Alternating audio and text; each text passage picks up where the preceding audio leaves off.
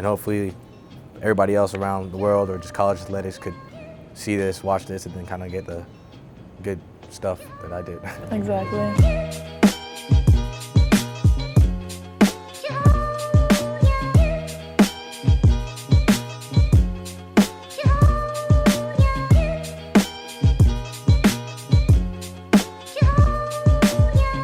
Please tell me, what is it? Like, what is it? He's like, I think you're to your ACL.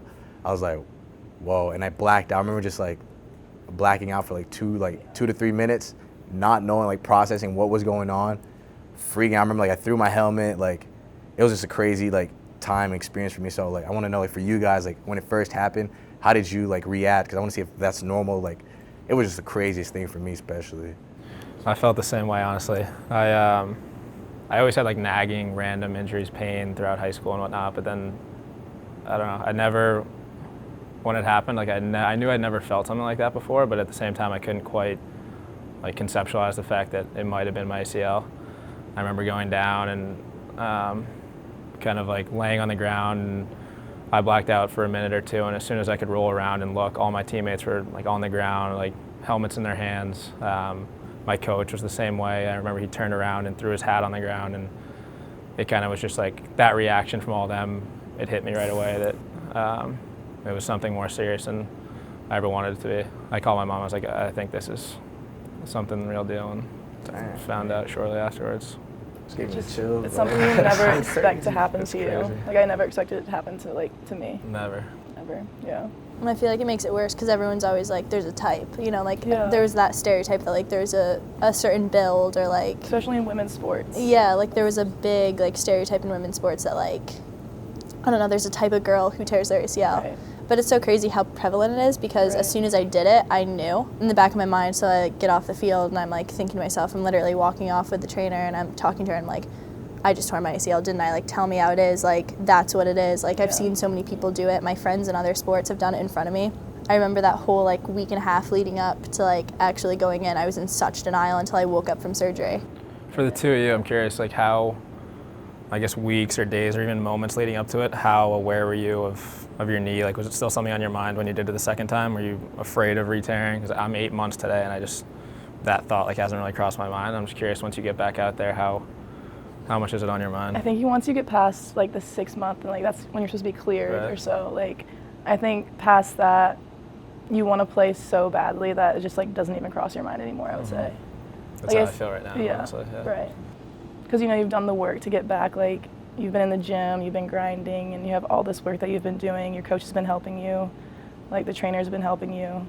In the football world, like when you hear ACL tear, it's like it's over. That's like the Right. biggest injury you could have. I feel like it's like the same like a lot of sports too. So Yeah.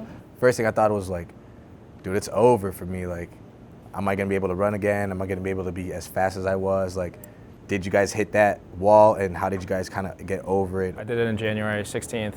Didn't get surgery till February 15th. I remember all the time leading up to that, I was just in denial, and like I don't consider myself someone who like really expresses my emotions all too often, and in like this few weeks I just like couldn't control myself. I took it upon myself to like kind of put everything I had into my knee and to make sure that thought of it being over was never something I'd have to worry about.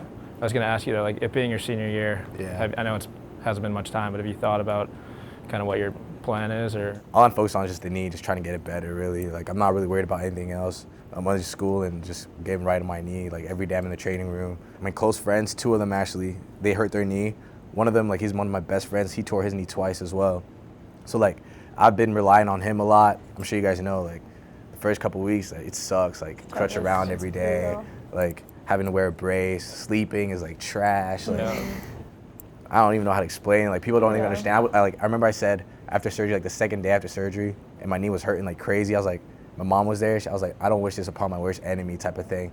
And like, I never realized how serious it was till it happened to me, like till I'm going through it. Like right now, like taking a shower, for example, like the first time I was like, bro, I can't do this. I remember I'm just running around like this is nothing. And then like to be in this situation. So what do you guys have like for like advice for this first kind of like where I'm at right now? Because like I said, like this is all brand new to me. Like every day is a new challenge. So I would say you have to take one day at a time, one training at a time, one PT session at a time, and just get past day by day. And like support system, that's like the most important, because I know my team, like I'll go out and watch practice after I tore my ACL. Like I'd be in a good mood. I'd try to show like a smile and stuff, but like inside I know like I was literally about to cry because I wanted to be out there so badly.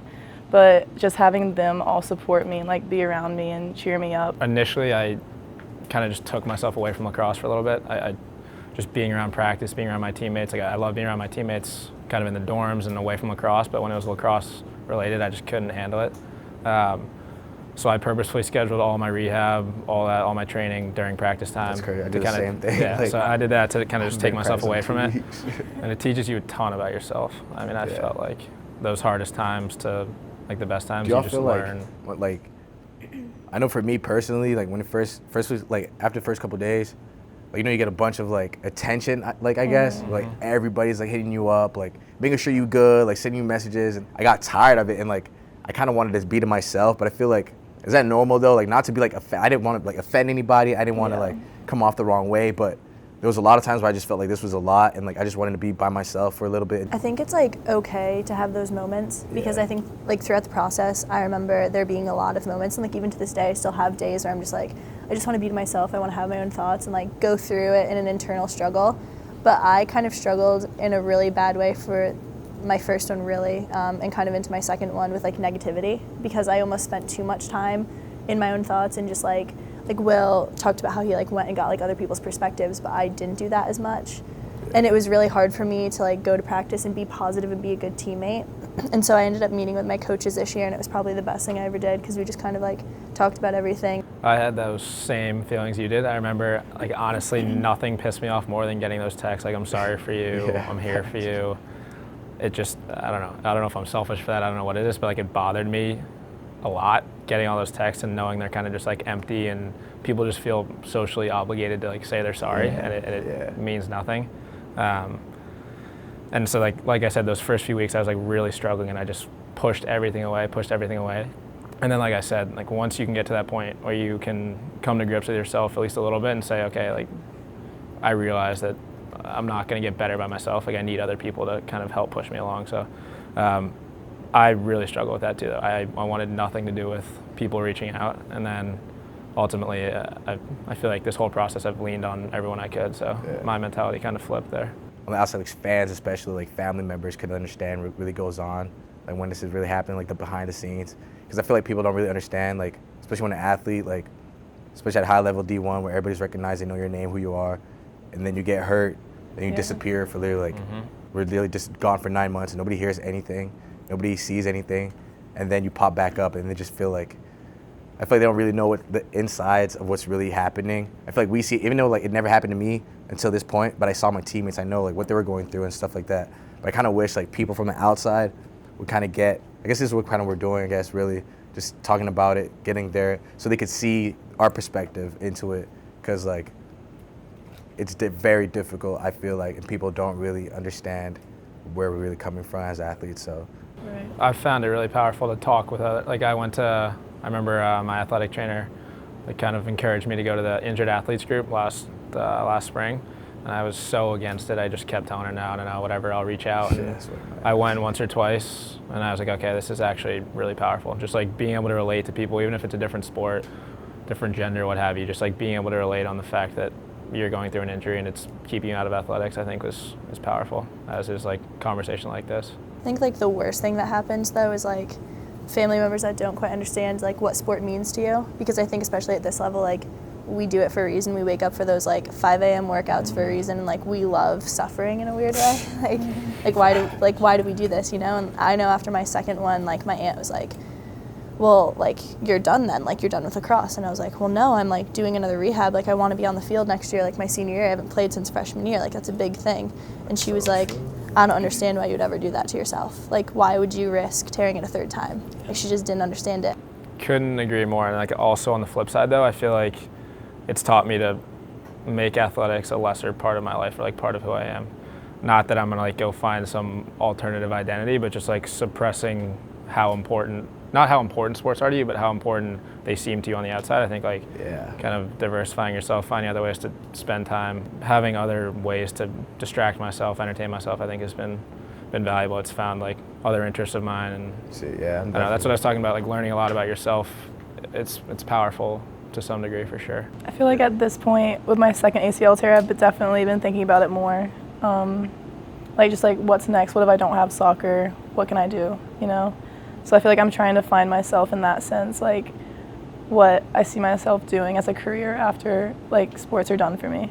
It's like kind of goes back to what Will said, where like in the weirdest way, as much as we like realize sport is so important, like there's a lot outside of sport, and like you're a lot deeper than just like your sports. Being injured and being out for a while, you kind of go through that internally in a weird way. I think that's interesting what you said about the transition piece. I mean, for me and you, it's like lacrosse or soccer, football, and then one day it's over. And it's like sports is everything you do until it's not, and then you got to go figure yourself out. So I think like the ability to have these last 8 months and say, okay, I can't play lacrosse. I can't play lacrosse, so what am I going to do? It kind of like smooths out that transition a little bit. It's not such an abrupt stop, and then, okay, I can never play sports again. It's like I have this little lull period to kind of figure myself out, figure out how I'm going to get through this, what I want to do, and then maybe give you some inspiration for, you know, after sports. I really want to get back. Like I want to bounce back from this injury. I have the mindset that I'm going to be back and I'm not going to have any trouble with it. And I think that's like the mindset that you need to have. Going into the training room, that's definitely like what I think about. Yeah. Like I said, my friend that did it, like he motivates me every day. And it's like the competitive edge, it's in all of us. Like we all want to do it. Like, especially on our team, we had a couple guys that had, like they've done it before and like they bounced back, and you see that, you're like, all right, then we can do this, like let's get right. So that definitely helps me out when I go in there and in like my training sessions. What do you guys think is like some of the biggest things that fans or people outside of athletics or outside your closest circles don't understand about like the entire rehab process and what you go through? The hardest part is staying positive, having a positive mindset and being around your team and being able to like cheer them on during practice and hype them up. Kind of like to piggyback off that, like the idea that like we're human too, especially back home, like people, all they see is like the glitz and glamour of college football or like D1 sports. Is like you're on TV, you're living that life, you're a superstar athlete. Like people even on campus like are biased because like we walk around with certain gear and stuff like that. They think we're privileged.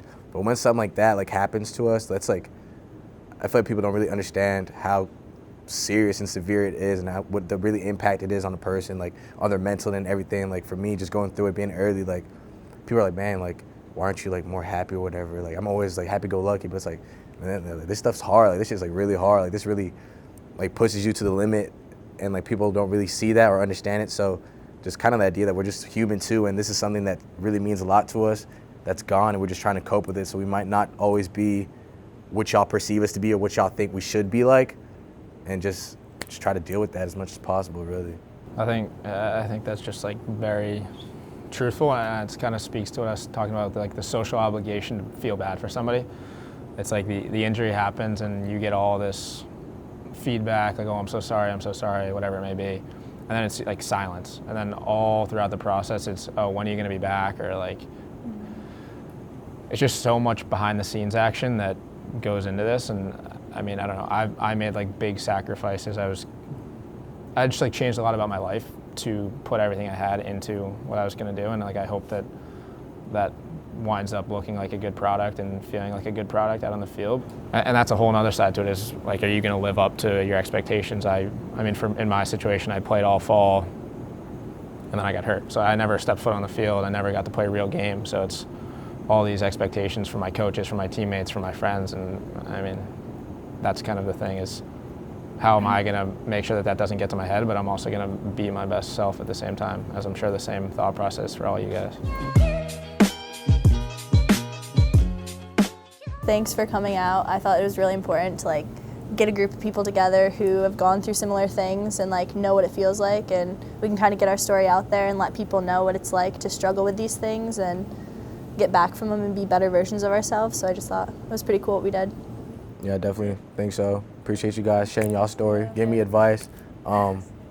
Very helpful. Wish you guys all the luck going forward. We're in this together. If you need anything or anything, that I'm definitely gonna probably ask y'all some questions. Not gonna lie, just probably hit y'all up. But very grateful for this opportunity, and hopefully everybody else around the world or just college athletics could see this, watch this, and then kind of get the good stuff that I did. I guess. Amen.